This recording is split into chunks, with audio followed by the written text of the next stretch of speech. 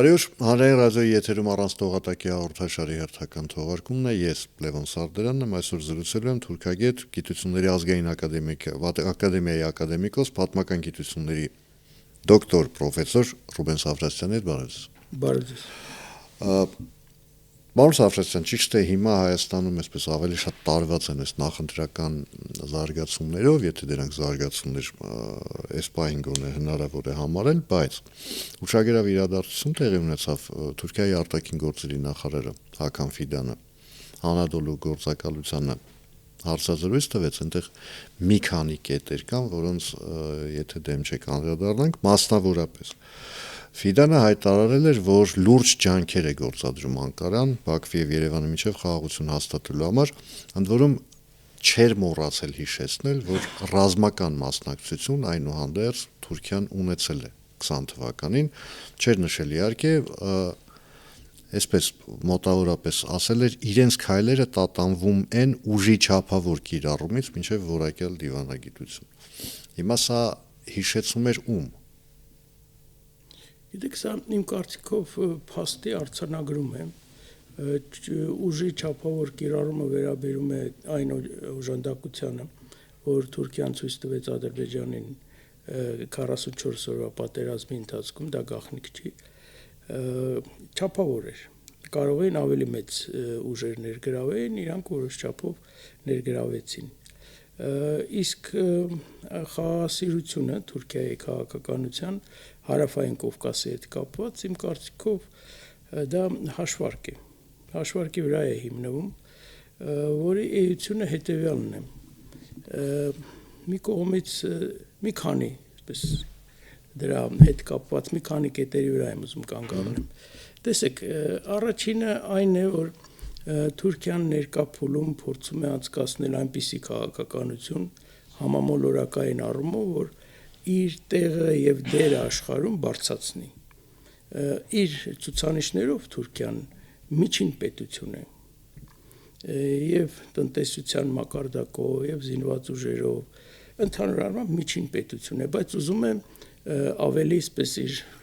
դասակարգը բարձրացնել պետության եւ դրա արտահայտումն է այն տեսությունը, հայեցակարգ ավելի այսպես սահմանափակ, որ առաջ է քաշել դեռևս նրանից 10 տարի ավել առաջ Էրդողանը, որը ձևակերպվում է հետևյալ կերպ. աշխարհը ավելի մեծ է, քան թե 5-ը, այսինքն որ անվտանգության խորհրդի մշտական անդամները պետք է լինեն ոչ թե 5-ը, այլ ավել, եւ նրանցից մեկը պետք է լինի Թուրքիան։ Մենք տեսնում ենք Թուրքիայի այս ձգտումները, այս մղումները, օրինակ այն հանգամանքի հետ կապված, որ Թուրքիան որտեղ հնարավոր է իր միջնորդությունն է առաջարկում, այսինքն երկրի հեղինակությունն է ուզում բարձրացնել։ Եվ այս տեսակետից հարավային Կովկասը այն նշանակությունը չունի Թուրքիայի համար, ինչ որ ուներ, ասենք, սրանից մի 10 տարի առաջ։ Դա մեկ։ Երկրորդը, հարավային Կովկասը իմ ընկալմամբ, եւ հավանական է դա Թուրքիայում էլ են հասկանում, սկսում է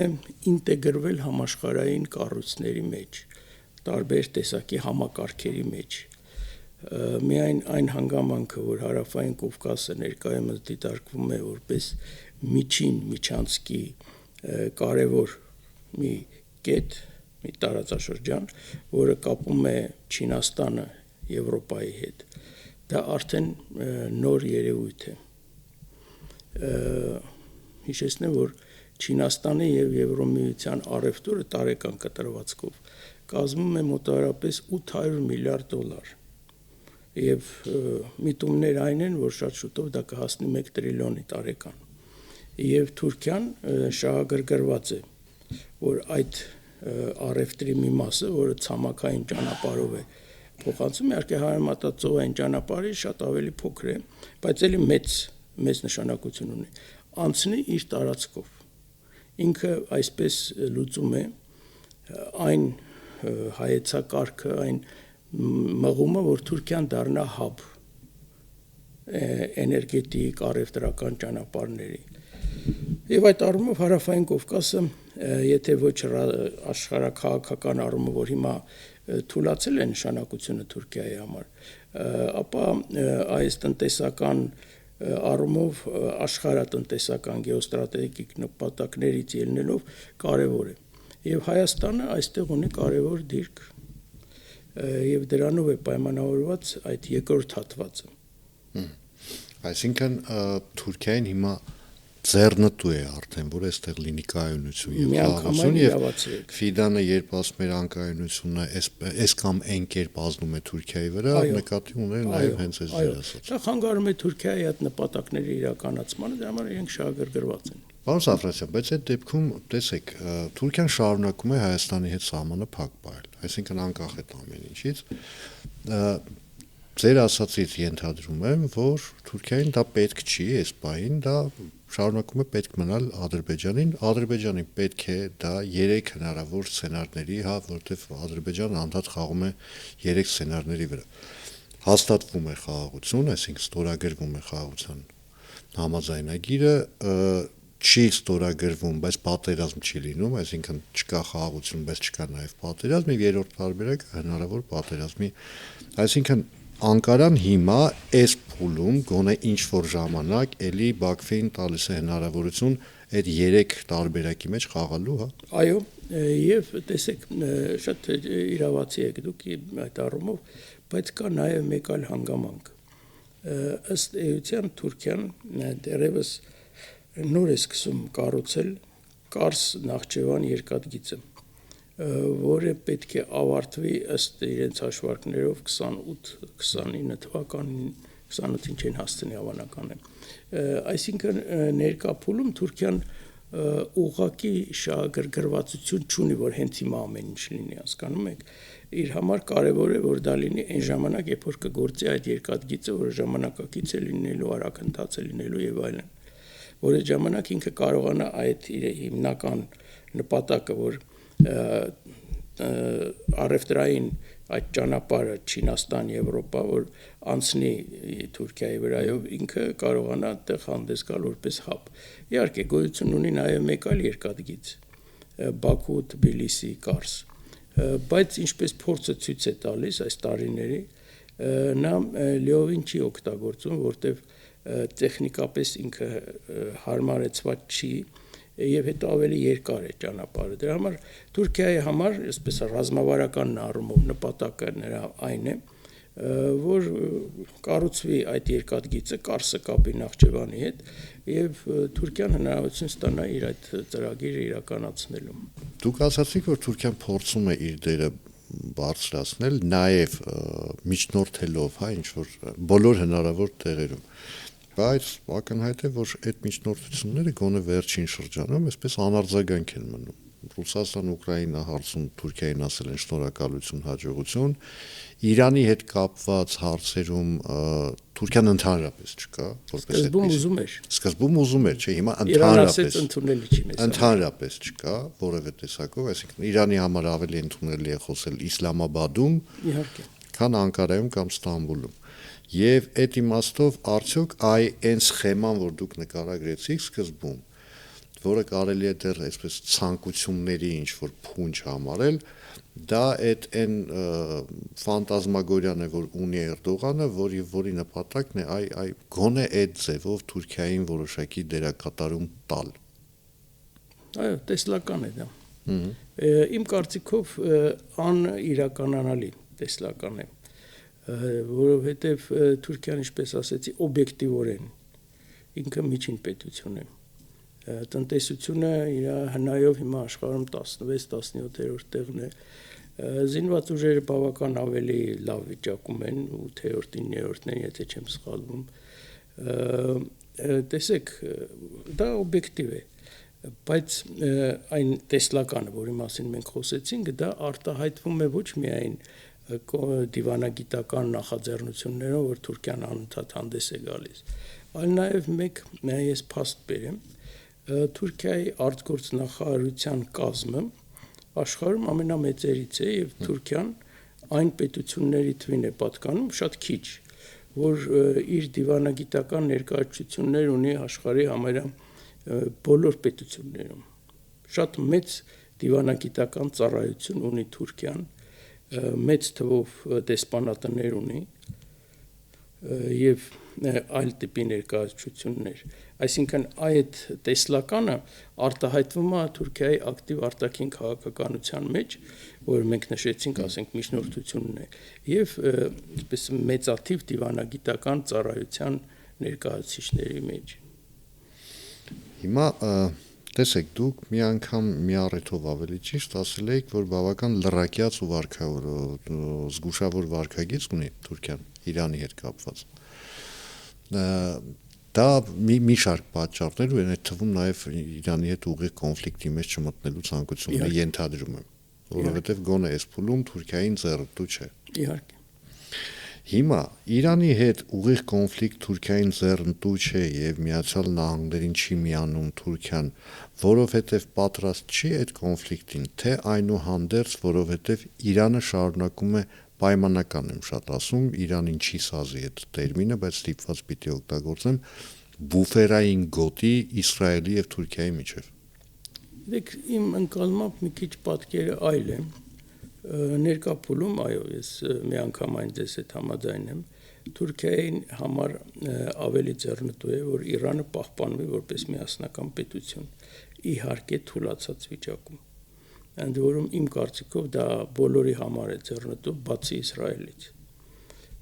որովհետև եթե Իրանը միասնականությունը իր կորցնի որպես միասնական պետություն տրողվի, իսկ հիմա դրա մասին ես կխոսեմ,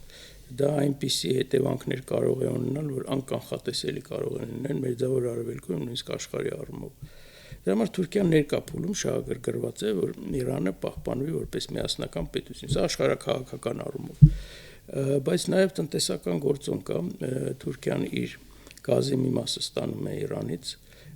առևտուր է տեղի ունենում Իրանի հետ, որը Թուրքիայի մանավանդ այն շրջանների համար, որ հարում են սահմանամերձ շրջանների համար կարևոր է, եւ Թուրքիան ընդհանրապես կներեք, էլի հաշվի առնելով Թուրքիայի ներկա տնտեսական վիճակը, ցանկացած առևտուր կարևոր է։ Միանգամայն։ Մանավանդ Իրանի հետ, որ այդ վիլայետները, որ սահմանամերձ են, մեծ կախվածություն ունեն այդ առևտրից։ Եվ նաև որոշ տվյալներ կան, որ իհարկե հիմա չի հավանական է, բայց որոշ ժամանակ առաջ Թուրքիան նպաստում էր, որ Իրանը իր վրա որ պատժամիջոցներ էին դրված վառելիքի արտահանման հետ կապված, դա բերի Թուրքիա, ասես մեքենաներով, ասես վաճառեն, թուրքերը գնեն, հետո վերավաճառեն ավելի թանկ գնով Եվրոպային եւ այլն։ Իսկն այ սև չերևացող առևտուրն էլ բավական կարևոր է Թուրքիայի համար։ Էրդողանը սիրում է նման առևտրների մեջ լինել։ Եվ հենց իր տղան էր դրանում ներգրաված, ամերիկացիները բացահայտեցին, մեծ սկանդալ եղավ, կարծես հիմա հեռացել է դրանից, բայց չեմ կարծում, որովհետև հիմա էլ կան շատ տվյալներ, բավական շատ, որ Թուրքիան վաճառում է նավթ Իսրայելին։ Պատկերացնում եք, ինչ սուր հարաբերություններ են սրված, այդ արդեն Թուրքիայի առանց։ Ըստ էության, եթե այդպես մի քիչ ավելի ընդգերքում նայենք, Իսրայելի առաջին անհրաժեշտության ապրանքների, այդ թվում նաև նավթամթերքի եւ գազի առնվազն 60%-ը անցնում է Թուրքիայի տարածքով։ Եվ գալիս է, այո, մի մասն էլ Ադրբեջանից է։ Ադրբեջանից, բայց Թուրքիայի տարածքով։ Այո, Թուրքիայի տարածքով։ Տեսեք, դա մեկ։ Երկրորդ հանգամանքը կա, որ քրդական հարցի հետ է կապված։ Քրդական հարցը Թուրքիայի համար շատ զգայուն հարց է, եւ մտավախություն ունեն թուրքերը, որ կարող է այս պայմաններում, որ Իրանի վրա ասես մեծ ճնշում է տեղի ունենում, պատերազմական իրավիճակ է, Իսրայելը եւ ամերիկացիները կարողանան որոշ չափով ասես անկայուն դարձնել իրավիճակը քրդաբնակ շրջաններում Իրանի եւ ստեղ սկսեն անջատողական գործողություններ։ Իսկ դա Թուրքիան դիտարկում է որպես անմիջական վտանգ իր համար եւ մենք ինչպես տեսնում ենք հյուսիսային Սիրիայի օրինակով, հյուսիսային Իրաքի օրինակով կարող է զորք մտցնել եւ թուրքական մամուլում այս հնարավորությունը քննարկվում է։ Բուֆերային գոտի ստեղծելու համար Թուրքիան կարող է իր զորքերը տեղակայել Իրանի տարածքի վրա, սահմանամերձ շրջաններում։ Եվ երրորդը չպետք է մոռանալ Իրանի հյուսիսի թուրքալեզու բնակչությանը, որը բավական մեծ թիվ է կազմում։ Իհարկե այնքան մեծ չի, ինչպես որ ասվում է իմ կարծիքով, ասվում է 20 միլիոն, չէ, ավելի քիչ են իհարկե, բայց նշանակալից են եւ այստեղ գիտեք ինչն է կարևոր, որ մի մասը այդ թուրքալեզուների նրանք մի մասը հավատարիմ է իշխանություններին Իրանի, իրենց պատկերացնում են որպես իրանցի։ Մի մասը այսպես ազդեցության տակ է գտնվում թուրքական տարբեր ծառայությունների գործունեության եւ Թուրքիան այնտեղ ստեղծել է մի ցանց կիսալեգալ կազմակերպությունների, որոնց դեմ Իրանի իշխանությունները այսպես շատ էլի զգուշավոր քաղաքականություն են տասնամյակներ շարունակ անցկացրել։ Այնպես են արել, որ նրանք այսպես Չերևան առանձնապես, բայց չեն էլ վերացրել, որ կառավարելի լինեն։ Այսպես Թուրքիայի եւ Իրանի միջեւ ամեն ինչ այսպես շատ նուրբ բալանսի վրա է հիմնված։ Եվ չի բացառվում, որ եթե տեսնեն թուրքերը, որ ամերիկացիները եւ Իսրայելը սկսում են խաղարկել էթնիկական խաղաքարտը Իրանի դեմ եւ սեպարատիստական անջատողական շարժումներ փորձել այսպես ակտիվացնել Իրանի տարածքում, Իրանի մեջ, ապա այդ ժամանակ Թուրքիան նաեւ իր այդ հնարավորությունները, որ ինքը ունի հյուսիսային Իրանում կապված թուրքալեզու բնակչության հետ կարող է ակտիվացնել, ես դա չեմ բացառում։ Այսինքն, եթե հանկարծ ինքը տեսնի, որ արդեն խաղադրույքը գնում է այդ ուղղությամբ, ինքը կարող է իր համեստ ծառայությունները առաջարկել շատ սիրելի պարոն Թրամփին, հա։ Առաջին հերթին իր ուղեղում, իր մտքում ունենալով իր Դե բնականաբար, հա, այսինքն ինչ եմ ստանում ես դրա դիմաց։ Այո, դա հատուկ է թուրքական դիվանագիտությանը։ Հիմա, քանի որ այս պահին բարեբախտաբար Փառք Աստծո նման միտումներ չկան, որովհետև քրդական գործոնը ակտիվացնելու փորձը, ես որքանը որ ես հասկացա, ցախողվեց Իրաքյան Քուրդիստանը, իրաքյան քրդերը, որ միանան Իրանի Իսլամական Հանրապետության դեմ պայքարին։ Շատ ճիշտ դիտարկում է, որտեղ քրդերի հիմնական թուլությունը առաջինը, որ իրենք չունեն ընդհանուր քրդական ինքնագիտակցություն եւ որ չեն համագործակցում տարբեր կազմակերպություններ, տարբեր երկրներում գոյություն ունեցող կազմակերպություններ իրար հետ, շատ ճիշտ նկատեցիք։ Այդ մեկը դուրս եկավ, Ատրպատականում անջատողական ամենայն դեպս գոնե ակնառու որևէ բան դեռ չի եղել, հուսամ չի էլ լինի։ Հիմա մնում է հասկանալ այս իրավիճակում, երբ իրականում դուք վերջին անգամ որ այստեղ եք, դուք ասացիք, որ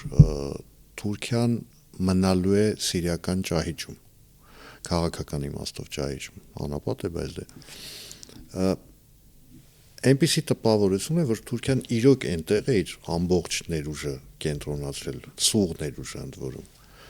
եւ հիմա չի կարողանում հասնել ամենատարբեր զարգացումների հետևից, եւ դա հնարավորությունների պատուհան է բացում մի քիչ ավելի փոքր, մի քիչ ավելի թույլ երկրների համար, ինչպիսին օրինակ Հայաստանն է։ Հիմա ասես Հայաստանի Հանրապետությունը ունի ինչ-որ հնարավորություն այս իրավիճակը օգտագործել ոչ թե Թուրքիայի դեմ, այլ հանուն օրինակ Հայաստանի Հանրապետությանը, որ հարգելի, սիրելի պարոն Թրամփ, խնդրում եմ, ասեք Էրդողանին, թող այդ սահմանը բացի։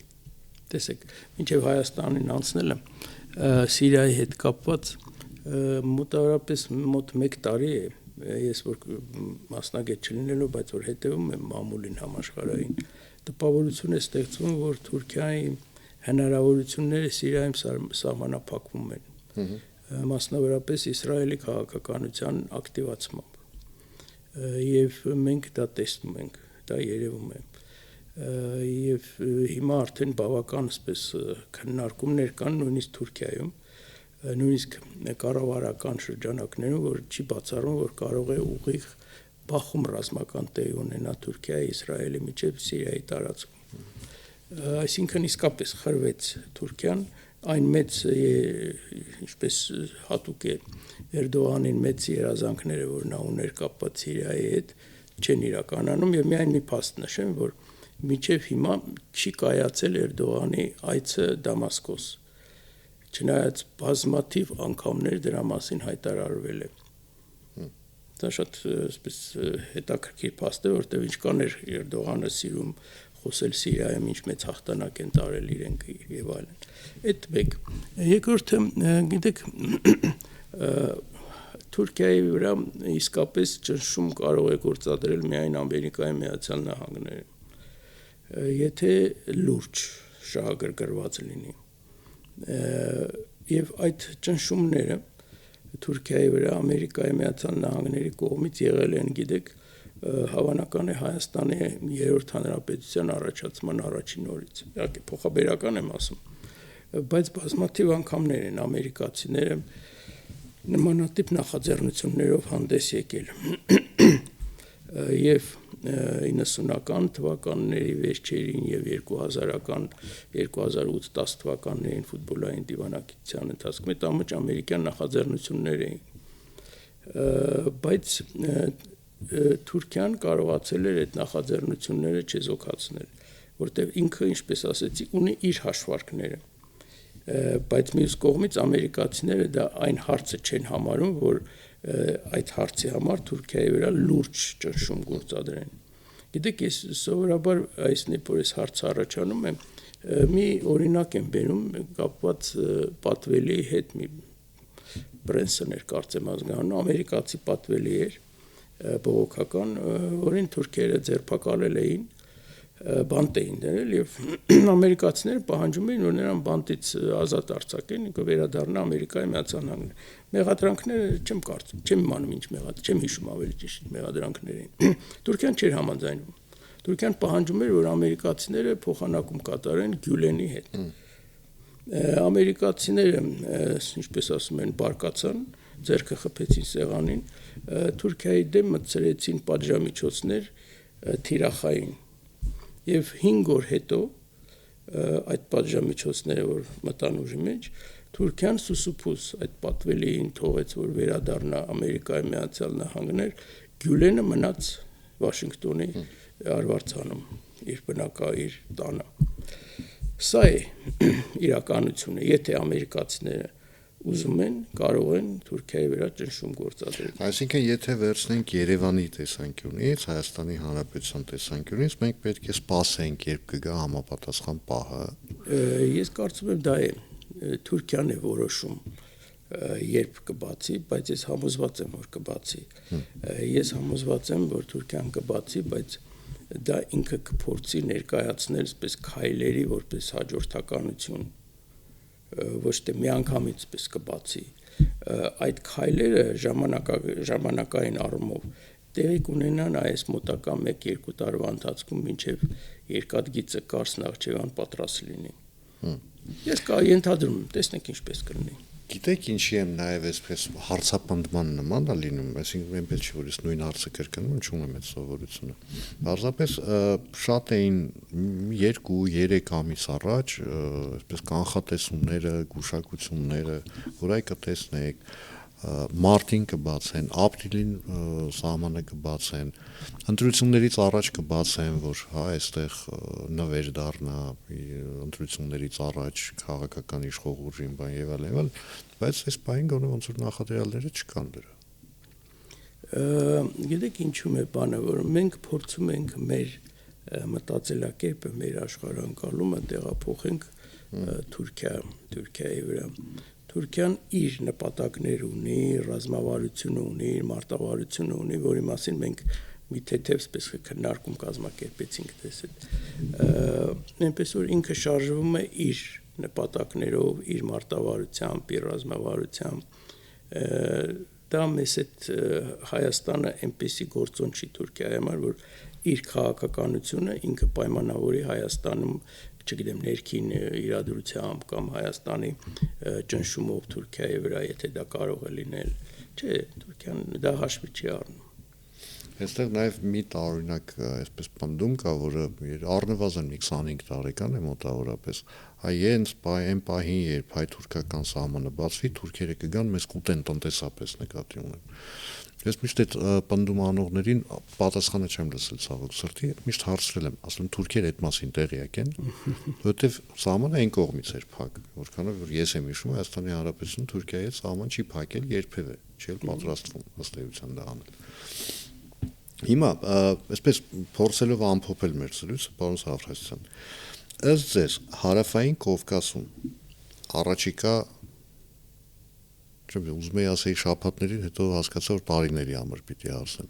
Առաջիկա տարիներին Հարավային Կովկասը այնուհանդերձ կմնա այս հանգստության, հանդարտության կղզյակը, թե ինչ-որ բաներ կարող են փոխվել, որ էլի կվերածվի տարբեր ուժերի հակամարտության եւ մրցակցության թատերաբեմի։ Շատ լավ հարց եք տալի, բարդ հարց է։ Փորձեմ դրամաբանության վրա հիմնվել կապված գործընթացների հետ։ Ես հենց սկզբից նշեցի, որ Հարավային Կովկասը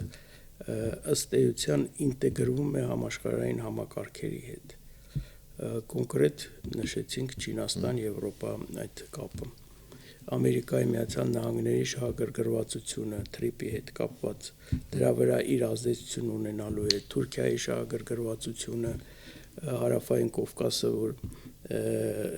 ծառայի իր հաբ դառնալու գաղափարին։ Տեսնում եք, դրանք օբյեկտիվ երևույթներ են, որոնք կապված չեն այսպես քաղաքական վերիվարումների հետ, այլ ռազմավարական նշանակության խնդիրներ են, եւ եթե մենք դա հաշվի առնենք, ապա խոշոր խաղացողները, կոնկրետ մենք խոսեցինք դες այդ Թուրքիայի մասին, որոշ չափով Ամերիկայի Միացյալ Նահանգների մասին, նրանք շահագրգռված են, որ հնարավորինս տարածաշրջանը մնա խաղաղ հանգիստ վիճակում։ Ես կարծում եմ նման մոտեցում ունի նաև ռազմավարական առումով Ռուսաստանը, ելնելով Ռուսաստանի այն խնդիրներից, որ կան Ռուսաստանի առջև կապված Եվրոպայում Ուկրաինայի հետ, Ռուսաստանը նույնպես իմ կարծիքով այս վիճակը, որ հիմա կա ստատուս կվոն, որ կա Հարավային Կովկասում, իհարկե որոշ չափով Ռուսաստանի թուլացումն է, թուլացման արդյունք է ստատուս կվոն, բայց Ռուսաստանը այստեղ կա, գոյություն ունի, եւ նա շահագրգռված կլինի, որ այդ իր ներկայությունը Հարավային Կովկասում իր ազդեցությունը պահպանի, այլ ստեղ չլինի այսպես կոնֆլիկտային մի իրադրություն, որ նա ստիպված լինի միջամտել։ Ես կարծում եմ կամ ստիպված լինի ընդհանրապես դուրս գալ։ Դա էլ է, չէ՞, տարբերակ։ Չեմ կարծում, որ ներկա վերնախավը Ռուսաստանի, որը ակնհայտորեն ձեռք է բերում կայսերապաշտական նկարտումներ եւ դա արտահայտվում է ոչ միայն ռետորաբանության առումով, այլ կոնկրետ օրինակ բերեմ, որ դպրոցական դասագրքերը Ռուսաստանում պատմության մի 2 տարի առաջ որ նորից գրվեցին Մեդինսկու խմբագրությամբ, այնտեղ մի քանի անգամ ավելի շատ օգտագործում է ռասիստская իմպերիա արտահայտությունը, այսինքն երեխաների մեջ մտցնում են, որ Ռուսաստանը կայսրություն է։ Սա նորմալ process է, եւ ես կարծում եմ դրանից ելնելով Ռուսաստանը կնախընտրի Հարավային Կովկասը պահպանել իր ազդեցության ոլորտում, գուցե եւ ավելի այսպես քիչ, ավելի թույլ վիճակում, քան թե մինչեւ 20 թվականի պատերազմներ։ Տեսնենք։ Շնորհակալություն։ Հիշեցնեմ այսօր իմ զրուցակիցներ թուրքագետ, ակադեմիկոս, պատմական գիտությունների դոկտոր պրոֆեսոր Ռուբեն Սավրասյանը, ես Լևոն Սարդարյանն եմ, կհանդիպենք արդեն երկուշաբթի օրը նույն ժամին, նույն վայրում, հաջողություն եւ համբերություն բոլորիս։